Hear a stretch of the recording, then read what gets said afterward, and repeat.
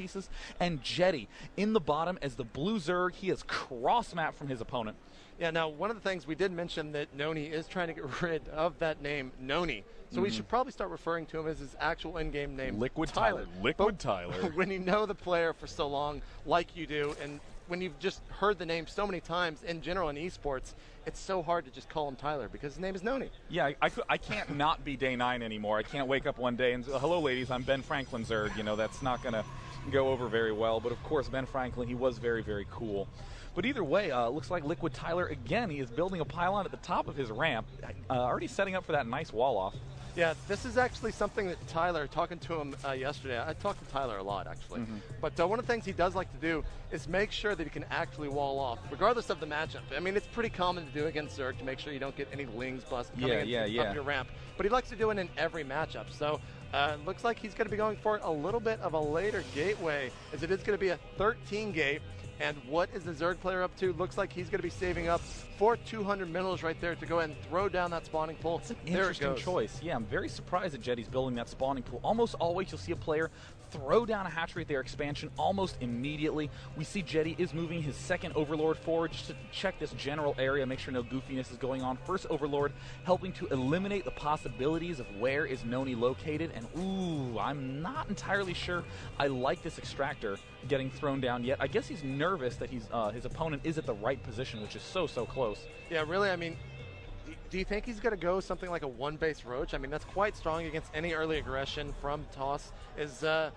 Roaches do really, really well against Zealots in small numbers. And we'll have to see exactly what he's going to be doing. He scouts the other position at the 3 o'clock and doesn't find his opponent. And Tyler's actually about to find his opponent right now with that probe and see exactly what he's up to. And he could have blocked the hatch. One of the more annoying techniques is to take that probe and just continuously plant down right there at the hatchery to block that hatchery from going down. It does look like he is going to just be mining a little bit of gas. He's not going to be doing too much early unit production because now he finally knows that NonY is at the opposite corner of the map. It's very difficult for NonY to be aggressive. Yeah, really, I'm really astounded the fact that NonY hasn't done any 2-gate early aggression. I mean, you pretty much think that that is standard in this matchup. NonY getting that Cybernetics core again, so we might just be seeing an early aggressive move, or not early aggressive, but an aggressive move like we saw last game. It does look like Chrono Boost being saved up a little bit. He does have 30 energy. Curious what he's going to use that Chrono Boost on. Almost certainly you see it getting thrown down on the Cybernetics core that's researching Warp Gate. But NonY's very responsible about killing off this worker before he Chrono Boosts anything. If he Chrono Boosted that Cybernetics core, he's telling his opponent, I am going Warp Gate. So we do see, look at that from the gateway. Sentry getting rallied as well. Yeah, 2 more gateways actually being thrown down there from the Protoss player, Tyler. Man, we've called him NonY so much. But anyways, oh no, is that drone going to fall? Yes, that drone does fall there with a little extra help from that Sentry. It is a lot faster than the Zealot, so you just got to get a little help from your friends. And there's the Chrono Boost going down on the Cybernetics core. Again, you see 2 gateways, you're going to be expecting some Warp Gate pushing going on. But either way, it seems pretty reasonable that he waited that long. We do see the expansion is now done for Jetty, throwing down that essential creep tumor so he can spread creep all over the map, and his units will get the chance to move a lot faster. And this is interesting, a Roach Warren getting thrown down by Jetty. It looks like he's feeling a little bit of fear of the fact that a Warp Gate push could be coming soon. Yeah, I mean, he did see those 2 gates being thrown down. He's trying to get that Ling in there, but of course the force fields and of course the long range from those sentries, that Ling probably will not get in there. Here he goes actually trying to get in. No, it's just going to run away in shame there, hiding its head. More Zealots and sentries actually being produced. I think Tyler is going to be going for the exact same build that we saw last game. His Warp Gate is about to finish right now. Absolutely nothing wrong with that. Again, repetition so key. If you have good timings, no reason to abandon it. This game is not about surprises. It is about timings and little edges. Does look like more drones getting produced from Jetty in the unit production tab. He does have Zergling speed popping out, but again, lots and lots of drones. And look at this, so responsible by Jetty, just keeping constant tabs on how many units are coming out of the front, so that way he can know if an attack is coming and whether he should start making units instead of drones. Yeah, we do see a couple of Stalkers being thrown into the mix from Tyler, doing a little bit of, I guess, a scouting right now. Might even see him attack right now. He's just moving out. And look at this pylon placement from Tyler right there on his ridge. Definitely the hallmark of any good Protoss player is where you place your pylons, and even forward pylons, although NonY doesn't have one right now. You'll see Protoss players just drop pylons in the most random places to go ahead and back up their army, but it looks like Tyler's actually getting ready for an attack.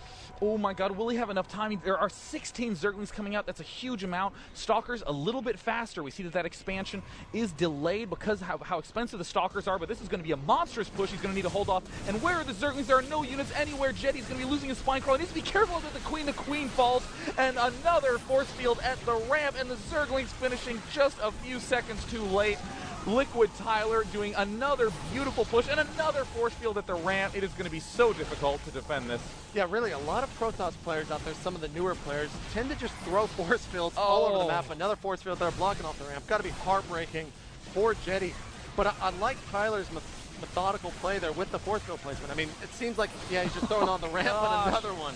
Jetty, so annoying. And Jetty might kill himself tonight. Oh god, there are just so many Zerglings getting produced here, but none of them can get down the ramp. He is pulling back. Doesn't look like Jetty has given up quite yet. He's trying to build some spine crawlers out of range, and the Zerglings finally get down the ramp, but is it going to be enough? They've taken so many hits. There are some Broodlings doing a little bit of damage, but that is a lot of Stalkers, and Tyler doesn't even need to micro them. There's the GG from Jetty. And I mean, I feel really bad for Jetty, because I know he was really excited coming into this tournament, but you had to play NonY first round. That's going to be tough. I mean, he is one of the favorites at this tournament. And again, it's all those little edges. We were talking about that before this game started. How StarCraft is about those little, tiny edges. The fact that NonY was making a lot of sentries. That's a gas-heavy unit that frees up his minerals, so he can build extra gateways. He can afford a faster expansion. The fact that those pylons were ringing the edge of his base. He can see if any units are flying in. He can warp in onto his low ground, positioning his own units at the bottom of his ramp instead of the top to deny any scouting. All these little things start snowballing over time, and it makes for a brutal push that's hard to expect without a lot of practice, and Jetty lost to almost the same push 2 games in a row. All right, guys, so NonY is going to be advancing into the next bracket. That was one match. We've got a ton more coming here to you from MLG Raleigh, and next all the way up, till 11 p.m. Next up, I think our friends HD and Husky are going to actually be casting a game. Of course, we want to share the airtime, because how rude of us to deny one of their 190,000 subscribers I've got a chance nothing to on see that. them live. Yes. So we will be going to a commercial break, and we will be seeing HD and Husky here casting the next game as soon as we come back from that commercial break. You may proceed. Stride shift.